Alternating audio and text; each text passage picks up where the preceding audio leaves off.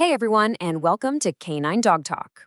We all love our dogs, right? Of course we do. But what if I told you that some of the ways we show our love are actually, well, hurting them?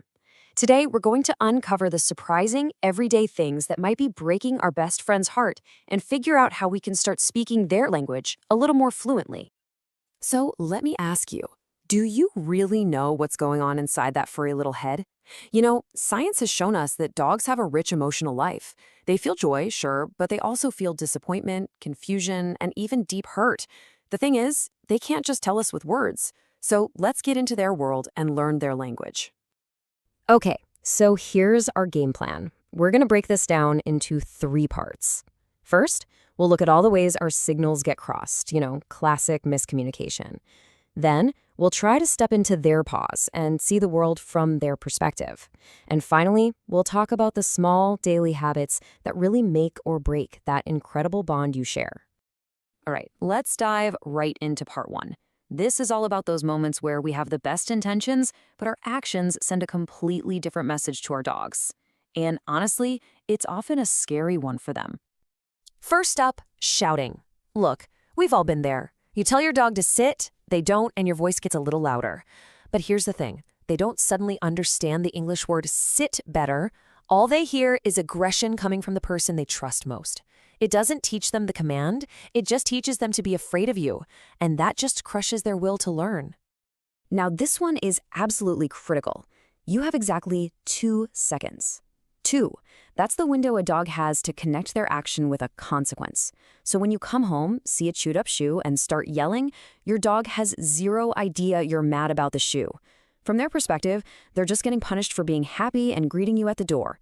That guilty look you see, it's not guilt, it's pure, heartbreaking confusion and fear. A walk is supposed to be the absolute highlight of your dog's day. But every time we jerk that leash, it's not just a physical shock to their neck, it's an emotional one. You're accidentally turning their happiest, most exciting moment into something painful and stressful. And guess who they start to associate that bad feeling with? Yep, you. Oh, the hug. For us humans, it's the ultimate sign of love and affection, right? But for a dog, an animal whose instinct is to run from danger, being tightly wrapped up and restricted it feels like being trapped. It can be super stressful. Just watch their body language next time. Do their ears pin back? Do they look away? They're not enjoying it. They're tolerating it because they love you.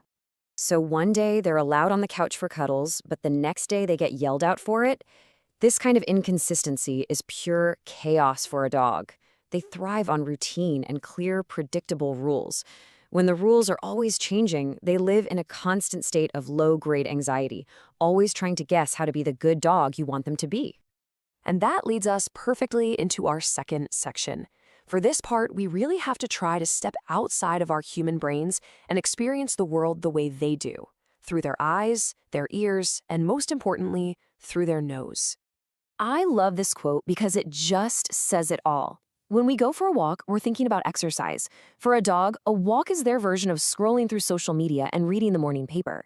Every single smell tells a story. When you rush them along, you're not just being impatient, you're denying them vital mental stimulation. In fact, believe it or not, 15 minutes of good, solid sniffing can tire a dog out more than an hour of running. Think about a thunderstorm. Your dog is shaking, maybe hiding. That's a pure instinctual fear. The brain is just screaming danger. It's not them being naughty. So when we scold them for being scared, we're adding the ultimate betrayal to their terror. The one person who's supposed to protect them is now getting angry at them for being afraid. And taking that a step further is laughing at them. Maybe they're terrified of the vacuum cleaner or something silly like a balloon. It might look funny to us, but pulling out your phone to film their panic for a laugh online is a massive betrayal. You're teaching them that when they are genuinely terrified, you're not a safe person to run to. Just like people, some dogs are introverts. If your dog is hiding behind your legs when a stranger approaches, they are communicating loud and clear, "I am not comfortable." Forcing them to be petted just teaches them a really dangerous lesson, that their warning signals don't work. And when growling and trying to hide are ignored, a dog might feel like they have no choice left but to bite. For a social pack animal, being left alone all day isn't just boring, it can be absolutely terrifying. Their stress hormones can start to spike after just 4 hours. So your standard 8-hour workday can feel like an endless eternity of isolation for them, which can lead to a very real and serious psychological disorder, separation anxiety. Okay, and that brings us to our final section, protecting that sacred bond. These are the little things, the subtle, everyday habits that over time either forge an unbreakable trust or slowly, quietly chip away at it. This is such a modern problem. Your dog brings you their favorite toy, tail wagging, and you just keep scrolling. To them, you just chose a glowing rectangle over them. And this isn't just us projecting. Studies have literally shown that a dog's cortisol, their main stress hormone, actually goes up when their owner ignores them for a phone. They feel rejected. A lot of us think it's kinder to just sneak out the door to avoid a scene, but actually, it's the opposite. Suddenly discovering you vanished creates panic. The better way? A simple, calm goodbye ritual. A quick pat, a consistent phrase like, "be right back," that creates predictability. It teaches them that you leaving is just a normal part of the day, not a catastrophe. You know, my last dog, Sparky, never did this. Even if you only think it, they can feel it. Dogs are absolute masters at reading our tone of voice, our body language, our emotions. When they sense that disappointment in us, it creates this deep insecurity. They can't be some other dog from your past. They can only be themselves. Please, please remember this. Play is not a bonus. It's not a luxury. It is a fundamental need for a dog. Just like food and water. It's how you bond. It's how you reassure them they're a valued part of the family. Skipping playtime can honestly make a dog feel depressed and unwanted. Even just 10 focused minutes a day can make all the difference for their mental health. Dogs have this powerful, ancient instinct to hide any sign of pain or weakness. So if you're finally noticing that your dog seems a little off, maybe they're not eating or they're just lethargic, it probably means they've been feeling pretty bad for a while. They can't tell you what hurts. Your attention is their only hope. Noticing those small changes is one of the biggest acts of love there is. So, after all that, what's the bottom line? It really comes down to 3 golden rules. Number 1, be patient and consistent. Clear rules are like a safety blanket for them.